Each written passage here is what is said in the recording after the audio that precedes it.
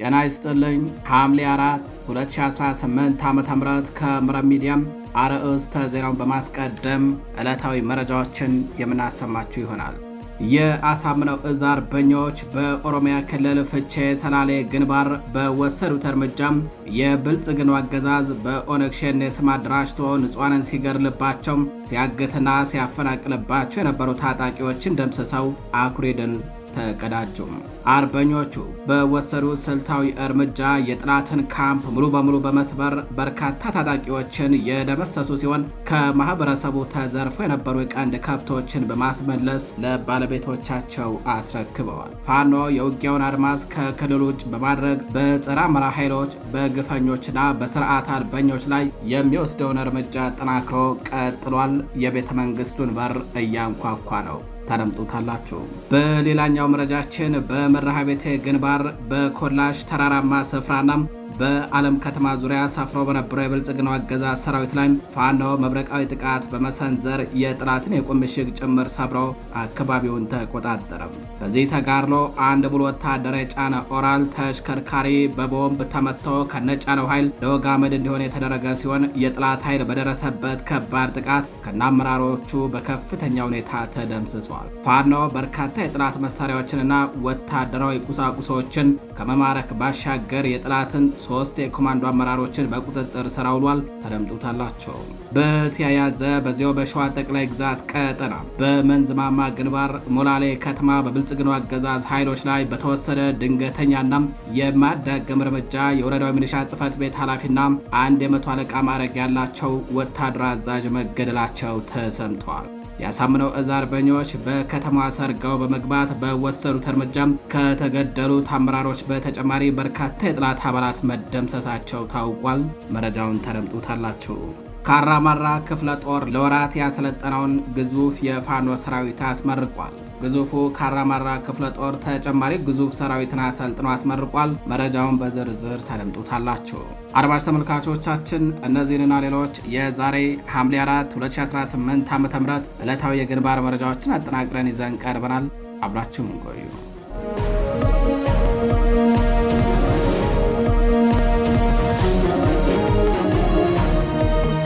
ወደ ቀዳሚው መረጃችን እናልፋለን። የአሳምነው እዝ አርበኞች በኦሮሚያ ክልል ፍቼ ሰላሌ ግንባር በወሰዱት እርምጃም የብልጽግናው አገዛዝ በኦነግ ሸኔ ስም አደራጅቶ ንጹሃንን ሲገድልባቸው ሲያግትና ሲያፈናቅልባቸው የነበሩ የኦነግ ታጣቂዎችን ደምስሰው አንጸባራቂ ድል ተቀዳጁም። በአማራ ፋኖ ብሔራዊ ንቅናቄ ሸዋ ጠቅላይ ግዛት አሳምነው እዝ አጼ አምደ ጽዮን ኮር ራስ አበበ አረጋይ ክፍለ ጦር ስር የሁለተኛ ሊ ሬጅመንት አርበኞች በፍቼ ሰላሌ ግንባር ማለትም በኦሮሚያ ክልል ምስራቅ ሸዋ ዞን ደገም ወረዳ ውስጥ በሚገኙ ሃሮና አቦ ለሊሳ በተባሉ አካባቢዎች በሰፈረ የጠላት ጦር ላይ መብረቃዊ እርምጃ ወስደው አኩሪ ድል አስመዝግበዋል። የጠላት እኩይ ዓላማ አስፈጻሚ ቡድን በአካባቢው ነዋሪዎች ላይ ግድያና ዘረፋ እንዲሁም እገታ እየፈጸመ ባለበት ነው መብረቃዊን እርምጃ የወሰዱትም። ዛሬ ሐምሌ 4 2018 ዓ.ም ከንጋት 12 ሰዓት እስከ ረፋድ 5 ሰዓት ገደማ ድረስ በተደረገው በዚህ ስልታዊ ኦፕሬሽን አርበኞቹ የጠላትን ካምፕ በመስበር በርካታ ታጣቂዎችን ደምስሰዋል። በዚህ ኦፕሬሽን እርምጃ የተወሰደባቸው የብልጽግናው አገዛዝ ኦነግ ሸኔ በሚል ስም አደራጅቶ በአማራ ተወላጆች ላይ እንዲሁም በሌሎች ንጹሃን ኢትዮጵያውያን ላይ የጅምላ ግድያና እገታ ሲያስፈጽምባቸው የነበሩ ታጣቂዎች ናቸው። በውጊያው 7 የጦር መሳሪያና በርካታ ተተኳሾች በፋኖ ሲማረኩ ከማህበረሰቡ ተዘርፈው የነበሩ 9 ከብቶችን 15 በግና ፍየሎች በፋኖ ቁጥጥር ስር ውለው ለማህበረሰቡ እንዲመለሱ ተደርገዋል። በተጨማሪም በውጊያ ወታደራዊ ሻንጣዎች፣ ካዝናዎች፣ ልዩ ልዩ ቦምቦችና የወገብ ትጥቆች በፋኖ እጅ ገብተዋል። ፋኖ የውጊያ አድማሱን ከክልሉ ውጭ በማድረግ በጸረ አማራ ኃይሎች ላይ በግፈኞችና በስርዓት አልበኞች ላይ የሚወስደውን እርምጃም አጠናክሮ ቀጥሏል። በሌላኛው መረጃችን በመርሐቤቴ ግንባር በኮላሽ ተራራማ ስፍራና በዓለም ከተማ ዙሪያ ሰፍሮ በነበረው የብልጽግና አገዛዝ ሰራዊት ላይ ፋኖ መብረቃዊ ጥቃት በመሰንዘር የጠላትን የቁም ምሽግ ጭምር ሰብሮ አካባቢውን ተቆጣጥረዋል። በዚህ ተጋድሎ አንድ ሙሉ ወታደራዊ ኦራል ከነጫነው ሰራዊት በቦምብ ጋይቶ ወድመዋል። በአማራ ፋኖ ብሔራዊ ንቅናቄ ሸዋ ጠቅላይ ግዛት አሳምነው እዝ አጼ ዘርዓ ያዕቆብ ኮር ናደው ክፍለ ጦር በመርሐቤቴ አውራጃ በኮላሽ ተራራማ ስፍራና በዓለም ከተማ ዙሪያ ሰፍሮ በነበረው የብልጽግናው አገዛዝ ሰራዊት ላይ መብረቃዊ ጥቃት በመሰንዘር አኩሪ ድል አስመዝግበዋል። ዛሬ ሐምሌ 4 2018 ዓ.ም ከንጋቱ 10 ሰዓት ገደማ ጀምሮ በላይ ቤት ኮላሽ ተራራ ላይ የገባው የክፍለ ጦሩ ሻለቃም የጠላትን የቁም ምሽግ ጭምር በመስበር አካባቢውን በቁጥጥሩ ስር አድርጓል። በተመሳሳይ በዞማ ዙሪያ እንዲሁም በዓለም ከተማ መውጫ ከአከያ መስክ ላይ የሰፈረውን የጠላት ኃይል ሌሎቹ የክፍለ ጦሩ አሃዶች በቅንጅት ቀጠናውን በመቆለፍ በወሰዱት የጨበጣ እርምጃም የጠላት ሰራዊትን አሽመርምረው አኩሪ ድል ፈጽመዋል። በዚህ አስደናቂ ውጊያ አንድ ሙሉ ያገዛዙን ታጣቂ የጫነ ኦራል ተሽከርካሪ በፋኖ ቦምበኞች ተመቶ ከነጫናው ሰራዊት ዶግ አመድ ሆኗል። ሽንፈቱን ተከትሎ ከፌጥራ እስከ ዓለም ከተማ ያለው ጥምር ኃይል በማንቀሳቀስ የኮላሹን ኃይል ለመታደግ የሞከረው የጠላት እቅድ በዓለም ከተማ አቅራቢያ በተጣለበት አስደንጋጭ ደፈጣ ጥቃት ተፍረክርኮ ብትንትን ወጥቷል። በአርበኞቹ ክንድ ክፉኛ የተመታውና የተደቆሰው የጠላት ኃይል ሙትና ቁስለኛውን ለመሰብሰብ ተጨማሪ ኃይል አስመጥቶ ሙከራ ቢያደርግም ነገር ግን በዚህም ላይ እርምጃ ተወስዷል። ከባድ ኪሳራም ተከናንቧል። የጠላት ኃይል ከነአመራሮቹ ሙሉ በሙሉ በሚባል ደረጃም በተደመሰሰበት ኮላሽ ተራራማ ስፍራ ላይ በተካሄደው በዚህ ተጋድሎም 3 የኮማንዶ አመራሮች ከነ ወታደራዊ መረጃቸው እጅ ከፈንጅ ተማርከዋል። በተጨማሪም አንድ ብሬን ከነሙሉ ሻንሸኑ፣ 7 ክላሽንኮቭ ጠመንጃ፣ 3 መውዜር፣ 2 መገናኛ ራዲዮም፣ 2 ኤፍ1 ቦምብ፣ 12 ካዝና፣ 7 የደረት ትጥቅ እንዲሁም 360 የክላሽ ተተኳሽና ሌሎች ልዩ ልዩ ወታደራዊ ቁሳቁሶች በአርበኞቹ ቁጥጥር ስር ውለዋል። በጀግናው ናደው ክፍለ ጦር ክንድ የደረሰበትን ከባድ ኪሳራ መቋቋም ያልቻለው የአገዛዙ ኃይል በተለመደው የሽንፈት ባህሪው ዙ 23ና ሞርታር በመጠቀም በንጹሐን አርሶ አደሮች መኖሪያ ቤት ላይ ጥቃት ሲሰነዝር ውለዋል። በተያያዘ በዚያው በሸዋ ጠቅላይ ግዛት ቀጠና በመንዝማማ ግንባር ሞላሌ ከተማ በብልጽግና አገዛዝ ኃይሎች ላይ በተወሰደ ድንገተኛና የማያዳግም እርምጃ የወረዳዊ ሚኒሻ ጽሕፈት ቤት ኃላፊና 100 አለቃ ማዕረግ ያለው ወታደር አዛዥን ጨምሮ በርካታ የጠላት አባላት ተደመሰሱ። በመንዝማማ ክላስተር ሞላሌ ከተማ ውስጥ በብልጽግና አገዛዝ ሰራዊት ላይ ድንገተኛ ጥቃት ተወስዷል። የአሳምነው እዝ አርበኞች በወሰዱት በዚህ እርምጃ የወረዳዊ ሚሊሻ ጽሕፈት ቤት ኃላፊና 100 አለቃ ማዕረግ ያለው የመቶ መሪ መገደሉን የአማራ ፋኖ ብሔራዊ ንቅናቄ ሸዋ ጠቅላይ ግዛት አፄ አምደ ጽዮን ኮር አስታውቋል። ኮሩ ባወጣው መረጃ ዛሬ ሐምሌ 4 2018 ዓ.ም የአፄ ምኒልክ ክፍለ ጦር ቃኞች ወደ ሞላሌ ከተማ ሰርገው በመግባት በወሰዱት የማያዳግም እርምጃም የሚሊሻ መቶ መሪ ሆነው ኃይሉ ከፈለውን እስከ ወዳኛው ሸኝተውታል። በዚሁ ጥቃት በሌሎች አገዛዙ ሰራዊት ላይም ከፍተኛ ጉዳት ደርሷል። እንዲሁም ወረዳዊ ሚሊሻ ጽሕፈት ቤት ኃላፊም እርምጃ ተወስዶበታል። የፋኖ ቤተሰብ ከብቶችን ዘርፈው በመሸሽ ላይ በነበሩ የሚሊሻ አባላት ላይ በአካባቢ የሚንቀሳቀሱ የአባት አርበኞች ጦር በወሰደው እርምጃ ነው የመንዝማማ ወረዳ ሚሊሻ ጽሕፈት ቤት ኃላፊ አቶ ችላባቸው የተገደለው። በጥቃቱ የቆሰሉ በርካታ ያገዛዙ ወታደሮችን በአሁኑ ወቅት በሞላሌ ከተማ ሆስፒታል ገብተው በመታከም ላይ እንደሚገኙም ታውቋል። ወደ ሌላኛው መረጃችን እናልፋለን። ካራማራ ክፍለ ጦር ለወራት ሲያሰለጥን የቆየውን የፋኖ ሰራዊት በደማቅ ሁኔታ አስመረቀም። በአማራ ፋኖ ብሔራዊ ንቅናቄ በላይ ዘለቀ ዕዝ መይሰው ካሳ ኮር ስር የሚንቀሳቀሰው ካራማራ ክፍለ ጦር ለወራት በወታደራዊና በፖለቲካዊ ትምህርቶች ሲያሰለጥን የቆየውን ሰራዊት በደማቅ ሁኔታ አስመርቋል። ካራማራ ክፍለ ጦር በዘንድሮ ዓመት በአገዛዙ ጥምር ሰራዊት ላይ በተደጋጋሚ የማያቋርጥ ኦፕሬሽን በመፈጸም ከፍተኛ ድሎችን በማስመዝገብ የበላይነቱን ሲያሳይ የቆየ ታላቅ ክፍለ ጦር ነው። ክፍለ ጦሩ ከወታደራዊ ተጋድሎ ጎን ለጎን ወቅቱን የተረዳ ጠንካራ ስነ ልቦናና ጥልቅ የፖለቲካ ግንዛቤ ያለው ሰራዊት በመገንባት ረገድ ትኩረት ሰጥቶ እየሰራ ይገኛል። በምርቃት ስነ ስርዓቱ በአጠቃላይ ላይ አዲስ የተመረቁት ሰራዊት በክፍለ ጦሩ የተሰዉ ጓዶቻቸውንና እንደ አርበኛ ፈንታውን ገበዩ ያሉ ጀግና አመራሮችን በማስታወስ ቃል ኪዳን ገብተዋል። ሰራዊቱ በትግሉ ሂደት የጀግኖች አባቶቻቸውን አደራ በመቀበል በደምና በአጥንት ዋጋ የከፈሉ የዘንዶ ስርዓትን በማስወገድ በምትኩ ፍትሐዊና መልካም አስተዳደርን ለትውልድ ለማስረከብ እስከ ድል ድረስ እንደሚታገሉ በታላቅ ቃል ኪዳን አረጋግጠዋል። ይህ የሰራዊት ምልመላና ስልጠና የፋኖን ድርጅታዊ አቅም በማሳደግ ትግሉን ወደ ላቀ ምዕራፍ የሚያሸጋግርና የጠላትን ኃይል ሙሉ በሙሉ ለመደምሰስ የሚያስችል ወሳኝ ምዕራፍ ተደርጎ ተወስዷል። አድማጭ ተመልካቾቻችን መረጃዎቻችን እንደቀጠሉ ናቸው።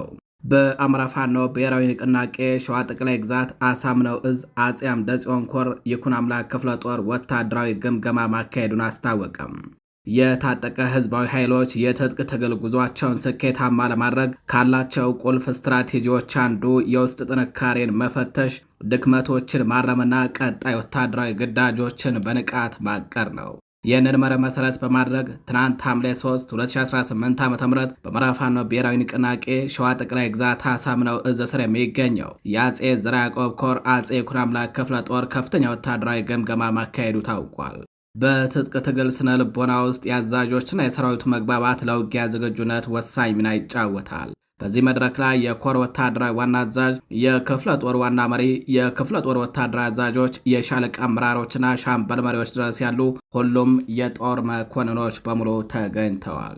ይህ አይነቱ የተዋረድ መሪዎች ጥምረት በትግሉ መስመር ውስጥ ያለውን የእዝ ሰንሰለት ለማጠናከርና መመሪያዎችን እስከ ታችኛው የሰራዊት አባል ድረስ በግልጽ ለማውረድ ትልቅ አቅም ይፈጥራል። መድረኩ በኮር ዋና ወታደራዊ አዛዥ መቶ አለቃ ተፈር የተመራ ሲሆን በመድረኩ እንደተገለጸው የተካሄደው ጥልቅ ወታደራዊ ግምገማ እጅግ አመርቂና ስኬታማ ነበረ። በትጥቅ ትግል ሂደት ውስጥ የሚገጥሙ ውስጣዊና ውጫዊ ፈተናዎችን በወታደራዊ ሳይንስ መነጽር የገመገመው ይህ መድረክ ሰራዊቱ ለቀጣይ ተልእኮዎችና ግዳጆች በአዲስ መንፈስና በላቀ ዝግጁነት እንዲነሳሱ አድርጓል ተብሏል። ይህ ግምገማ ክፍለ ጦሩ በስትራቴጂካዊና በታክቲክ ረገድ ያለውን ቁመና ያጠናከረበት ሲሆን መላው የክፍለ ጦር አመራሮችም ለቀጣዩ የትግል ምዕራፍ ለሚነሱ ማንኛቸውም ወታደራዊ ግዳጆች ሙሉ ዝግጁ መሆናቸውን በጽናት አንጸባርቀዋል። አድማጭ ተመልካቾቻችን ወደ ሌላኛው መረጃችን እናልፋለን። በአማራ ፋኖ ብሔራዊ ንቅናቄ ቴዎድሮስ ዕዝ 201ኛ ኮር 64ኛ ክፍለ ጦር ለእነማይ ወረዳና ለሸበል በረንታ ወረዳ ለቤቶች ማህበር ጥብቅ ማስጠንቀቂያ ሰጥቷል። ለእነማይ ወረዳና ለሸበል በረንታ ወረዳ ለቤቶች ማህበር የቦታ መሬት ተደራጅተው ለሚጠብቁ ለማህበሩ አባላት ማስጠንቀቂያ ሰጥቷል። ክፍለ ጦሩ ማስጠንቀቂያውን እንደወረደ ወደ እናንተ የምናደርስ ይሆናል። የአማራ ሕዝብ በገዛ ሀገሩና ቀዬው ላይ ተፈናቃይ፣ ተሳዳጅ፣ ታጋች ባስ ብሎም በደመነፍስ እንደሚንቀሳቀስ ከብትና በሬ እየታረደም ብዙ ጊዜ መከራ ቀንበር ተጭኖበት ከመንግስታዊ መዋቅር ተገድሎና ተገፍቶ መቆየቱ ይታወቃል። ይሁን እንጂ ይህ የመከራ ጊዜ ጽዋው ሞልቶ ሲፈስ የአማራ ሕዝብ ከሰላማዊ ትግል ከሰልፍ ወደ ሰይፍ የትጥቅ ትግል ከገባ ወደ 3ኛ ዓመቱን አስቆጥሯል። በዚህ የ3 ዓመት የትጥቅ ትግል ቆይታ ለሀገራቸውና ለማንነታቸው ሲሉ ብዙዎች ቆስለዋል፣ ደምተዋል፣ አካላቸውን አጥተዋል። ብዙዎች የህይወት መስዋዕትነትን ከፍለዋል፣ ዛሬም እየከፈሉ ይገኛሉ። ነገር ግን ይህ እየሆነ ባለበት ሁኔታም ከሀገራቸው ማንነት ይልቅ ለራሳቸው ክብርና ጥቅም ያስቀደሙ የአማራን የከፍታ ማማ በተራ ጥቅም የቀየሩን ያዋረዱ በእነማይ ወረዳ ቢቸና ከተማ በሸበል በረንታ ወረዳ የእድዋና መርገጭ ዙሪያ የምትገኙ የቤቶች ማህበር አባላት ቦታ ለማግኘት የተሳተፋችሁ የምትገኙ መሆኑን አውቀናል። ስለሆነም 64ኛ ክፍለ ጦር ሰራዊት በትግላችን ብዙ መስዋዕትነት እየከፈለ መሆኑን እያወቃችሁ ከዚህ በታች የተዘረዘሩትን ጉዳዮች ጥሶ የተገኘ ግለሰብ፣ ማህበርም ወይንም ድርጅት ላይ ተቋማዊ እርምጃ የምንወስድ መሆኑን በጥብቅ እናሳስባለን። ከሐምሌ 27 2018 ዓ.ም ጀምሮ በሊዝ ጨረታ የተገዛ የብልጽግና ካቢኔ ሚኒሻ፣ ፖሊስና ባንዳ ተንቀሳቃሽም ይሁን ቋሚ ንብረት ከሐምሌ 27 2018 ዓ.ም ጀምሮ የቦታ ምሪት የተመራና የገዛ አካል ከዚህ ጋር ተያይዘው በእነማይ ሸበል በረንታ ወረዳ ላይ አገዛዙ በቦታ ካሳ ስበብ በሚል የገንዘብ መሰብሰቢያ ዘዴ ዘይዶ የአማራን ሕዝብ የህልውና ትግል ለማኮላሸት የህዝባችንን የመከራ ጊዜ ለማራዘም እየሰራ እንደሚገኝ ይታወቃል።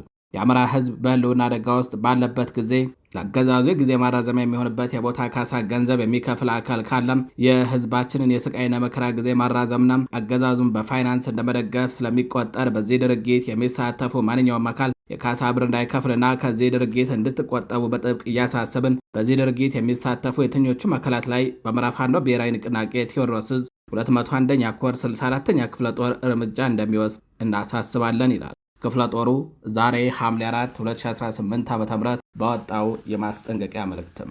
የተከበራችሁ አድማጭ ተመልካቾቻችን ወደ ሌላኛው መረጃችን እናልፋለን። በነ ክርስቲያን ታደለ ክስ መዝገብ ስልክ የተጠለፈበት መዝገብ ለሐምሌ 17 ቀን እንዲቀርብ የከፍተኛው ፍርድ ቤት ቀጠሮ መስጠቱ ተነገረ።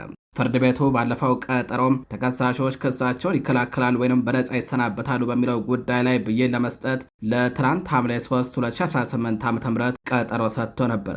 ሆኖም ፍርድ ቤቱ ትናንት በዋለው ችሎት ብይኑ መጠናቀቁን ገልጿል። ነገር ግን የተከሳሾቹን ስልክ ጠለፋ በተመለከተም አቃቢ ሕግ ከአራዳ ምድብ ችሎት ፍቃድ አግኝቻለሁ ማለቱን አስታውሰዋል። በመሆኑም ለፍትህ አሰጣጥ ሲባል የስልክ ጠለፋ ፍቃድ የተሰጠበትን መዝገብ መቅረብ አስፈላጊ ሆኖ በመገኘቱ አቃቢ ሕግ በ10 ቀናት ውስጥ እንዲያቀርብ ፍርድ ቤቱ አዟል። በዚህ መሰረት ቀርቦ ከተመረመረ በኋላ ተከሳሾች ይከላከላሉ ወይም በነጻ ይሰናበቱ በሚለው ላይ ብይን ለመስጠት ለሐምሌ 17 ተለዋጭ ቀጠሮ መሰጠቱ ታውቋል። በተጨማሪም የዶክተር ካሳ ተሻገረን ስልክና የሌላ አንድ ተከሳሽ ስልክ ሌላ ሰው የተጠቀመበት መሆኑን በተመለከተም የፌዴራል ፖሊስም ሆነ ኢትዮ ቴሌኮም ምላሽ ባለመስጠታቸው ምክንያት ድጋሚ ምላሽ ይዘው እንዲቀርቡ ከከፍተኛው ፍርድ ቤት ትዕዛዝ ተሰጥቶ ለዚሁ ለሐምሌ 17 2018 ዓ.ም ተለዋጭ ቀጠሮ ተሰጥተዋል። መረጃዎቻችን ቀጥለዋል። የካናዳ መንግስት በኢትዮጵያ ማዕቀብ እንዲጥል ጥሪ ቀረበ። በኢትዮጵያ በአማራ ሕዝብ ላይ የተፈጸመ ያለውን የሰብአዊ መብት ጥሰት ለማስቆም በካናዳ የሚኖሩ ኢትዮጵያውያን የሰብአዊ መብት ተሟጋቾች ታሪካዊ ጥረት ጀምረዋል። የሕዝባቸው ስቃይ በሚያማቸው አማሮች አነሳሽነት በካናዳ ፓርላማ ድረገጽ ላይ የቀረበው አቤቱታም የካናዳ መንግስት በኢትዮጵያ መንግስት ላይ ዲፕሎማሲያዊና ሕጋዊ ግፊት እንዲያደርግ ይጠይቃል። አቤቱታው የሚያነሳቸው ቁልፍ ጉዳዮችም የሚከተሉት ናቸው። የሰብአዊ መብት ጥሰት ከ2023 ጀምሮም በአማራ ክልል በሲቪል ህዝብ ላይ የደረሰ ያለው የጅምላ ግድያ፣ የሴቶችና የህፃናት ሰብአዊ መብት ረገጣ እንዲሁም በአየር ኃይል የሚፈጸሙ ንጹሐንን ያነጣጠሩ ጥቃቶች አሳሳቢ መሆናቸውን አቤቱታው ይዘረዝራል። የፖለቲካ እስረኞች፣ ጋዜጠኞች፣ የሲቪል ማህበረሰብ መሪዎችና የተቃዋሚ ፖለቲካ አባላት በማንነታቸው ምክንያት ያለ ፍርድ እየታሰሩም እየተሰቃዩ መሆናቸውን በመጥቀስ በአስቸኳይ እንዲፈቱ አሳስቧል።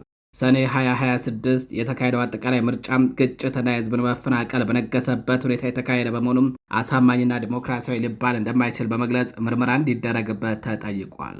በዚህም የካናዳ መንግስት የሚከተሉትን እንዲያደርግ በጥብቅ ተጠይቋል። አንደኛው የተጣራ ማዕቀብ በሰብአዊ መብት ጥሰቶች ውስጥ እጃቸው ያለበት የመንግስት ባለስልጣናትና ግለሰቦች በካናዳም የፍትህ ለተበዳዮችና ለሙሰኛ ውጭ ባለስልጣናት ህግ እስር እንዲቀጡ።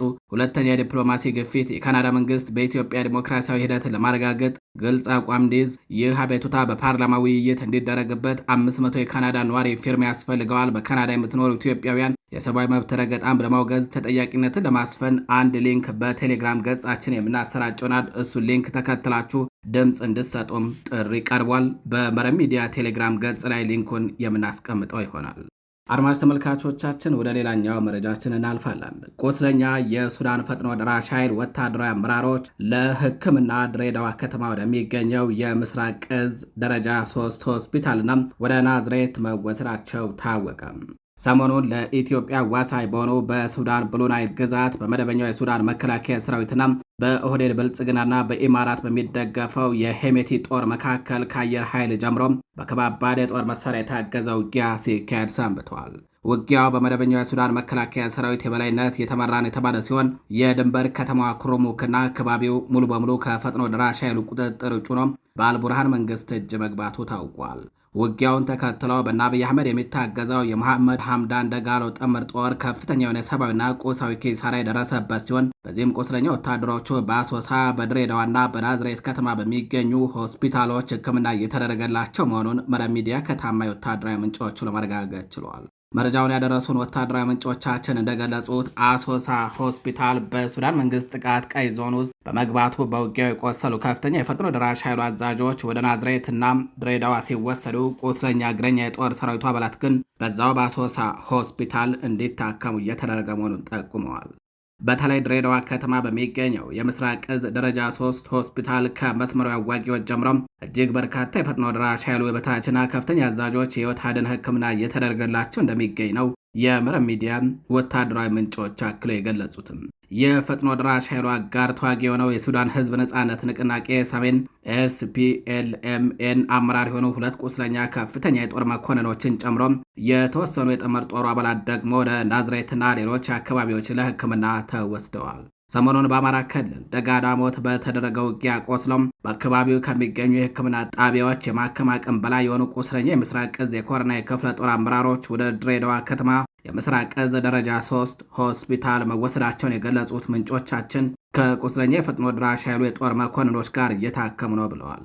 በሌተናል ጀነራል አብዱል ፈታህ አልቡርሃን የሚመራው የሱዳን ጦር የኢትዮጵያ አየር ክልልን ጥሶ በመግባት በቤኒሻንጉል ጉሙዝ ክልል የፈጥኖ ደራሽ ኃይሉ ካምፖች ናቸው ባላቸው አካባቢዎች ላይ በተደጋጋሚ አየር ድብደባ ሲያካሄድ የሰነበተ ሲሆን ይኸው የሱዳን አየር ኃይል አሁንም በአሶሳም ሆስፒታል ጥቃት ሊፈጽም ይችላል በሚል በብልጽግናው አገዛዝ በኩል ከባድ ጭንቀትና ሽብር ተፈጥሯል።